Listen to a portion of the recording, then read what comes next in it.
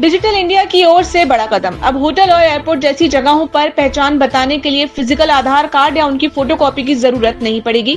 केंद्रीय मंत्री अश्विन वैष्णव ने नया आधार ऐप लॉन्च किया है, जिसमें फेस आईडी और क्यूआर कोड जैसे फीचर्स जोड़े गए हैं। इस ऐप के जरिए यूजर्स यूपीआई की तरह क्यूआर स्कैन करके अपनी आधार जानकारी शेयर कर सकेंगे और ये भी तय कर सकेंगे कि कौन सी जानकारी शेयर करनी है, जैसे केवल आधार नंबर, पता या फोटो।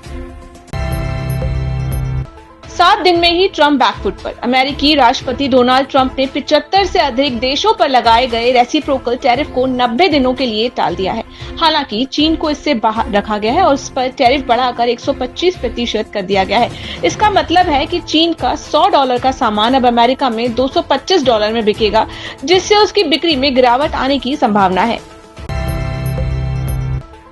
टैरिफ राहत का बाजारों पर असर। टैरिफ पर अस्थायी रोक के बाद अमेरिकी बाजारों में जबरदस्त तेजी देखी गई। 9 अप्रैल को अमेरिकी शेयर बाजार 12% की बढ़त के साथ बंद हुए।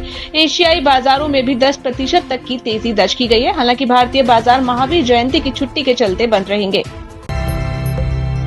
अमेरिका चीन ट्रेड वॉर का असर भारत पर दिखने लगा है। चीनी मैन्युफैक्चरर्स भारतीय कंपनियों को 5% तक की छूट का ऑफर कर रहे हैं।